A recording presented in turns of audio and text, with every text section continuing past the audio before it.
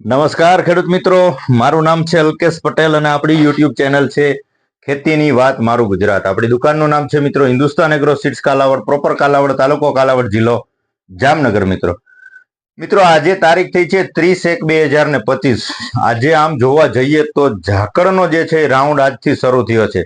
ઘણા બધા વિસ્તારોમાંથી ખેડૂત મિત્રોના ફોન આવ્યા છે કે ભાઈ અમારા એરિયામાં ઝાકળની સમસ્યા જોવા મળી રહી છે. તો લગભગ એકંદરે જોવા જઈએ તો આજુબાજુના જે 3-4 જિલ્લાની વાત કરીએ, રાજકોટ છે, પોરબંદર છે, જુનાગઢ છે, દેવભૂમિ દ્વારકા છે કે આમ સુરેન્દ્રનગર છે, આ બાજુના જે ખેડૂત મિત્રોના મને ફોન આવ્યા છે, તો આ બાજુના એરિયાની વાત કરીએ તો તમામ વિસ્તારમાં ઝાકળ એકી સાથે આજે એનો રાઉન્ડ ચાલુ થયો છે. તો જીરાનો પાક 50 દિવસ ઉપર જે છે એ થવા આવ્યો છે. તો ચોક્કસથી હવે ચરમી આવવાનો ભય જણાતો હોય છે. તો ખાસ કરીને ઝાકળનો સમયગાળો હોય ત્યારે એની યોગ્ય માવજત કરવી જરૂરી છે. ખાસ કરીને જોવા જઈએ તો 55-60 દિવસે જીરાના પાકમાં આપણે એક વખત જે છે ગેલેલિયો નો ઉપયોગ કરવાની ભલામણ કરતા હોઈએ છીએ. આ એક એડવાન્સ વસ્તુ છે. તમારે એડવાન્સમાં ચરમી ન આવે એના માટે ઉપયોગ કરવો હોય તો કોર્ટેવાનું આવે છે ગેલેલિયો. પંપે 16 ml ના ડોઝથી તમે આનો ઉપયોગ કરી શકો છો. જો તમારું જીરું 55-60 દિવસનું થઈ ગયું હોય અને તમે છંટકાવ નથી કર્યો તો અવશ્ય આનો તમે છંટકાવ કરી દેજો. આની સાથે માત્ર તમારે એક સ્ટીકર ઉપયોગ કરવાનો છે, બીજું કોઈ દવા નાખવાની નથી. ગેલેલિયો સાથે માત્ર 10 ml સ્ટીકરનો ઉપયોગ કરીને છંટકાવ કરી દેજો, એટલે જે છે તમને ચરમીમાં ક્યાંય ને ક્યાંય સારું પરિણામ મળશે. બીજું કે જે લોકોએ 60 દિવસ ઉપરના જીરા થઈ ગયા છે ને ગેલેલિયોના રાઉન્ડ થઈ ગયા છે, તો હવે એને ફૂગનાશક વાપરવું હોય તો પાવડર ફોર્મ્યુલેશન વાળો ફૂગનાશકનો જે છે ઉપયોગ કરવો. ખાલી તમે જે આવે છે મેન્કો જે 75% આ પણ 40 ગ્રામથી તમે વાપરી શકો છો. અત્યારે પંપ ગણતરી કરીએ તો 1 વીઘાની અંદર 4 પંપ અવશ્ય નાખવા, જેથી કરીને છોડ ઉપર એક આખું પડ બની જાય, કવચ બની જાય. એટલે ઝાકળ જે છે એ આપણા જીરાના પાકના પાન ઉપર જે છે એ લાંબો સમય સુધી ટકી શકે નહીં. ઝાકળ બેસે નહીં, એનું પાણીનું જે બિંદુ છે એ જમીનમાં નીચે ટપકી જાય. એટલે જીરાના પાન ઉપર પાણી નહીં ભર્યું હોય એટલે ચરમી આવવાના પ્રશ્નો બિલકુલ રહેશે નહીં. બાકી લાંબા સમય સુધી 3-4 કલાક સુધી જીરાના પાનમાં પાણી ભર્યું રહેવાના કારણે ત્યાંથી ડોકું જે છે એનું કૂણું ડોકું છે એ વણાઈ જાય અને જે નીચે જમીન તરફ નમી જતું હોય છે અને પછી ત્યારબાદ જે છે એની અંદર કાળી ચરમીનો પ્રશ્ન સર્જાતો હોય છે. તો ખાસ કરીને કાળજી રાખવાની છે કે પાવડર ફોર્મ્યુલેશન વાળા ફૂગનાશકનો ઉપયોગ કરવાનો છે. મેન્કોજેબ વાપરી શકો છો, સાપ પાવડર વાપરી શકો છો, મેટાલેક્ઝિલ મેન્કોજેબ આવે છે ઉપયોગ કરી શકો છો, બાયરનું એન્ટ્રાકોલ વાપરી શકો છો. ખાલી 35% મેટાલેક્ઝિલ આવે છે, આનો પણ તમે ઉપયોગ કરી શકો છો. એફએમસી નું ટ્રોથ આવે છે, સાયમોક્સોનિલ અને મેન્કોજેબ, આ વસ્તુ પણ તમે વાપરી શકો છો. હવે આ તમે વસ્તુ વાપરો છો તો સાથે તમારે અવશ્ય ધાનુકાનું જે આવે છે વેટસીટ, અત્યારે ઝાકળમાં ખૂબ જ સારામાં સારા પરિણામ આપતું હોય તો એ છે વેટસીટ. વેટસીટનો તમારે 10 ml થી અવશ્ય ઉપયોગ કરવાનો છે. એટલે તમારા જીરાના પાકમાં ઝાકળ જે છે એ જીરાના પાકમાં બેસે નહીં. એટલે આનું રિઝલ્ટ તો તમને મળશે, પણ આનું રિઝલ્ટ જ્યારે પૂરું થાય ત્યાર પછી તમે પાવડર ફોર્મ્યુલેશન વાળું ફૂગનાશકનો ઉપયોગ કર્યો હશે તો તમારા જીરાના પાકમાં વાતાવરણ અસર કરશે નહીં. દાખલા તરીકે ઠંડી વધારે પડતી એક રાઉન્ડ આવે છે તો ઠંડી નહીં લાગે અને તાપમાન વધી જાય છે તો તડકો ટેમ્પરેચર જે છે એ જીરાના પાકમાં અસર કરે નહીં. વાતાવરણ એને અસર ન કરે જીરાને, એટલા માટે પાવડર ફોર્મ્યુલેશન વાળા ફૂગનાશકનો ઉપયોગ કરવો. એની ઉપર એક પડ બની જાય છે, લેયર બની જાય છે, એટલે જીરાના પાકને કોઈ અસર થતી નથી. એટલે આ બાબતની ખાસ કાળજી રાખવાની છે. થ્રિપ્સ અને મોલાનો એટેક હોય તો આપણે એની ભલામણ અગાઉ પણ કરેલી છે. સહારા ઇન્ટરનેશનલ નો આવે છે ટોલ ફેરા, પંપે 40 ml થી આનો છંટકાવ કરી દો. મોલો છે, થ્રિપ્સ છે, ચૂસિયો છે, ગળો છે, તમામ પ્રકારમાં આના રિઝલ્ટ, ચૂસિયા પ્રકારની જીવાતોમાં ટોલ ફેરાના રિઝલ્ટ ખૂબ સારા છે. તો નજીકના સેન્ટરમાં તમને મળે તો ચોક્કસથી લઈને ઉપયોગ કરી દેવાનો છે. ત્યારબાદ ફ્લાવરિંગ સ્ટેજ હોય, જીરાનો પાક 60 દિવસ પછી તમારો ઉપયોગ કરવો હોય, ચણાના પાકમાં, વટાણાના પાકમાં, ધાણાના પાકમાં, તો તમે ફલમગ્રો ઉપયોગ કરી શકો છો. ગઈકાલે જ મારા ખેડૂતે મને વિડીયો મોકલો છે, ભેસાણ બાજુના કસ્ટમર છે, આપણા યુટ્યુબ કસ્ટમર, એને 2 છંટકાવ ધાણાની અંદર કર્યા છે, તો એને વિડીયો બનાવીને મોકલો છે કે અદ્ભુત રિઝલ્ટ મળેલું છે.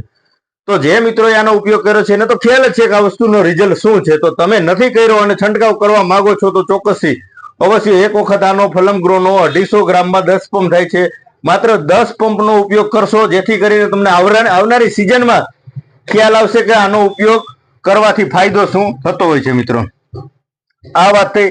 ત્યારબાદ હજી જેને ગ્રોથ નથી થતા, ગ્રોથ અટકી ગયેલા પડ્યા છે, તો એના માટે આપણે ભલામણ કરીએ જ છીએ 25-25 ખાતર જે આપણું આવે છે, રેવા ફર્ટિલાઇઝર નું આવે છે 25-25, બરાબર છે. એકવા સ્પીડ જો આમાં ઘણા બધા મળતી કંપનીઓ આવી ગઈ છે, ઘણા બધા એવું કહે છે કે આ ડુપ્લિકેટ ચા છે, તો આપણે ગેરંટી આપીએ છીએ કે ભાઈ આપણું જે બોટલ લઈ જવાની કોઈ પણ જગ્યાએ લેબ કરાવી લેવાની છૂટ, આની અંદર 25 ઓરિજિનલ નીકળે આ વસ્તુ ફાઇનલ છે, બરાબર છે. આપણી પાસે આનું લેબલ ક્લેમ કરાવેલું સર્ટિફિકેટ પણ છે, એટલે કોઈ ખેડૂતોને મૂંઝાવાનું નથી કે કોઈ ખોટી વાતોમાં ભરમાવાનું નથી કે ડુપ્લિકેટ છે કે આટલું સસ્તું ના હોય.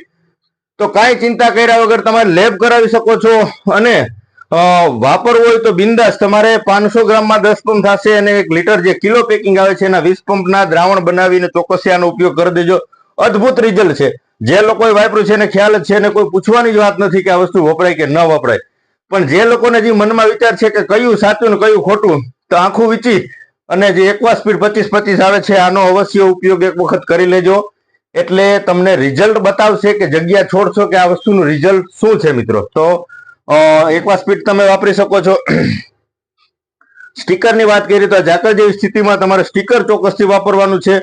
પછી જે છે થ્રિપ્સનો જે એટક હોય તો થ્રિપ્સમાં ટોલ ફેર આ મુજબની જીરાના પાકમાં સ્થિતિ છે એ મુજબનો ઉપયોગ કરી લેવાનો છે. વાત કરશો હવે ઉનાળુ પાકના વાવેતરનો સમયગાળો નજીક આવી રહ્યો છે. 8 દિવસ પછી જે છે વાવેતર કરવાનું, એટલે કે 5 તારીખ પછી આપણી ભલામણ છે કે 5 તારીખ પછી જે છે વાવેતર કરશો તો તાપમાન થોડુંક રેગ્યુલર થઈ જાય તો ઉગાવવામાં પ્રશ્ન આવે નહીં. એક સરખો ઉગાવો નીકળે તો ઉત્પાદનમાં ચોક્કસથી ફાયદો જોવા મળે. બાકી આગળ પાછળ ઉગે અથવા ઓછું ઉગે તો ઉત્પાદન ચોક્કસથી ઘટી શકે છે. એટલે તાપમાન થોડુંક મેન્ટેન થયા બાદ જ જે છે વાવેતર કરો મિત્રો. એટલે અત્યારે આપણે વાત કરીએ તો તલના વાવેતરની ડિમાન્ડ ચાલી રહી છે. તો ઉનાળુ પાકમાં તલનું વાવેતર કરવું હોય તો અત્યારે ખાસ ખેડૂત મિત્રોની પસંદગી હોય તો કે કાળા તલનું વાવેતર કરવું છે, તો ચોક્કસથી કાળા તલમાં આપણી પાસે 3 વેરાયટીઓ છે. એક છે સાગા શ્યામ 99 નંબર. આ વસ્તુ ફૂટવાળી વેરાયટી છે. પાકે ત્યાં સુધી જે છે છોડમાં જે છે પાક આખો પડી ગયો હોય ત્યાં સુધી ખરતું નથી. આ વેરાયટીનો આપણે અનુભવ છે, એટલે આ ફૂટવાળી વેરાયટી છે. કાળા તલમાં શ્યામ 99 નંબર આ વસ્તુનો તમે ઉપયોગ કરી શકો છો. ત્યારબાદ નિશાન સીડનું આવે છે કાલા સોના. આ પણ ઘણા બધા મિત્રોએ વાવેતર કરેલું જ હશે. આ કોઈ નવી વેરાયટી નથી. કાલા સોના ખૂબ સારું પરફોર્મન્સ છે, ખૂબ સારા રિઝલ્ટ છે, એટલે તમે આનો પણ ચોક્કસથી વાવેતર કરી શકો છો. આ પણ ફૂટવાળું મોટો દાણો જાડો દાણો કાળા સોના, આ પણ તમે વાવેતર કરી શકો છો. હવે તલની બીજ દરની વાત કરીએ તો 1 કિલો થી લઈ અને 1 કિલો ને 200 ગ્રામ એક વીઘાની અંદર 16 ગુઠાના વીઘાની અંદર એકંદરે 1 કિલો થી લઈ અને 1 કિલો 200 ગ્રામ સુધી તમે ચોક્કસથી વાવેતર કરી શકો છો. પછી એરિયા વાઇઝ અલગ અલગ હોય. હું તમને મારા વિસ્તારની વાત કરું છું કે અમારા આ બાજુના વિસ્તારમાં આ માપદરથી જે છે એ વાવેતર થતું હોય છે. ત્યારબાદ ત્રીજી વેરાયટી છે એ છે પ્રસિદ્ધિનો સાયન્ટિફિક નું આવે છે પ્રધાન બ્લેક. આ વેરાયટીનું પણ તમે ચોક્કસથી વાવેતર કરી શકો છો. આ પણ ફૂટવાળી વેરાયટી છે, મોટો દાણો આવશે આની અંદર. આનું રિઝલ્ટ પણ ખૂબ સારું જોવા મળી રહ્યું છે. ગયા વર્ષે પણ આપણે આનો ઉપયોગ કરાવેલો હતો, તો આના રિઝલ્ટ તમને ચોક્કસથી સારા મળશે. તો તમારા નજીકના સેન્ટરમાં મળી જાય તો પ્રધાન બ્લેક સાયન્ટિફિક નું આવે છે. આ વસ્તુનો પણ તમે વાવેતર કરી શકો છો મિત્રો. આ બ્લેક ની વાત થઈ. હવે તમારે સફેદ તલનું વાવેતર કરવું છે તો એની અંદર વાત કરી દઉં તમને, તો નિશાનનું આવે છે રોકેટ. આ હોટીઓ તલ થાય છે. એક જ મેન ડાળી થાય છે લાંબી, અને ટૂંકી ગાંઠ એની અંદર બઢિયા લાગે છે. એટલે ફૂટવાળી વેરાયટી થતી નથી. એટલે જેને ખાલી હોટિયાનું વાવેતર કરવું હોય લાંબુ, તો આ રોકેટનું વાવેતર કરી શકો છો. આની અંદર સાઈડની ફૂટ નહીં થાય. હવે ફૂટવાળી વેરાયટીની વાત તમને કરું તો નવભારત સીડનું આવે છે ગુજરાત 2 સર્ટિફાઈડ. જે લોકો બિયારણ વાવેતર કરવા માંગતા હોય ખેડૂત, તો ગુજરાત 2 નું વાવેતર કરી શકે છે. નવભારત સીડનું આવે છે ગુજરાત 2 ફૂટવાળી વેરાયટી. મોટો દાણો ફૂટવાળી વેરાયટી, ખૂબ સારું પરફોર્મન્સ છે આનું, બરાબર છે. 2 નંબરનું 2 નંબર તો રનિંગ વેરાયટી છે, અને કંપની પણ જૂની ને જાણીતી સારી કંપની છે નવભારત, બરાબર છે. તો આનો તમે વાવેતર કરી શકો છો. ત્યારબાદ વેસ્ટર્ન બાયોસીડ્સ નું આવે છે કિંગ કર્મા 44. આ પણ ખૂબ સારી વેરાયટી છે. આના તો ઘણા બધા મિત્રોએ વાવેતર કરેલા જ છે. આ વર્ષે પેકિંગ આનું બદલાનું છે. ગયા વર્ષે જૂનું હતું, આ વર્ષે પેકિંગ બદલાઈ ગયું છે. સ્ક્રીનશોટ પાડી લેજો, તમારા નજીકના સેન્ટરમાં મળી જાય. કિંગ કર્મા 44, બરાબર છે. તો આનું તમે વાવેતર કરી શકો છો. આનો પણ જે બિયારણ દર છે 1 કિલો થી લગાડીને 1 કિલોગ્રામ 1 કિલો ને 200 ગ્રામ સુધી તમે કરી શકો છો. ત્યારબાદ મગનું વાવેતર કરવા માંગતા હોય તો તુલસી નિશાન સીડ નું આવે છે ત્યારબાદ સાયન્ટિફિક નું આવે છે વિશાલ. આનું પણ તમે વાવેતર કરી શકો છો. આના પાકવાના દિવસો જો ગણતરી કરીએ તો 75-80 દિવસમાં જે છે મગનો પાક છે તૈયાર થઈ જતો હોય છે. તો મગનું પણ વાવેતર કરી શકો છો, અડદનું પણ વાવેતર કરી શકો છો. એના પણ પાકવાના દિવસો 75-80 દિવસના ગાળામાં પાકી જતા હોય છે. બાકી તલીની વાત કરીએ તો એકંદરે 90 થી લઈ અને 100 દિવસ સુધીનો તલીનો પાક છે. બાકી એમાં ટૂંકી મુદતની તલી પણ આવતી હોય છે, પણ એનું રિઝલ્ટ ઉનાળા પાક દરમિયાન એટલું બધું પરફોર્મન્સ સારું મળતું નથી. એટલે આપણે 60 કે 70 દિવસની જે વેરાયટી આવે છે એની આપણે ભલામણ નથી કરતા, કેમ કે એનો ગ્રોથ નથી થતો ઉનાળે ટેમ્પરેચરના લીધે, બરાબર છે.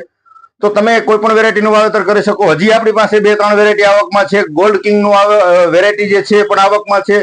ત્યારબાદ MSC મંગલમ 66 નંબર એ વેરાયટી પણ કાલે આવી જશે. તો તલીનું બિયારણ જે છે હવે આ વીકની અંદર, અઠવાડિયાની અંદર બધું આવી જશે. તલી, મગ છે, અડદ છે. તો આનું વાવેતર જે છે 8 દિવસ પછી એટલે કે 5 તારીખ પછી ખેડૂત મિત્રો કરો, આવી મારી અંગત ભલામણ છે. બાકી વિશેષ કાંઈ માહિતી માટે ચોક્કસથી મને તમે ફોન કરી શકો છો અને વિડીયો દ્વારા માહિતી મેળવી શકો છો. મિત્રો રજા આપશો મને. જય જવાન, જય કિસાન.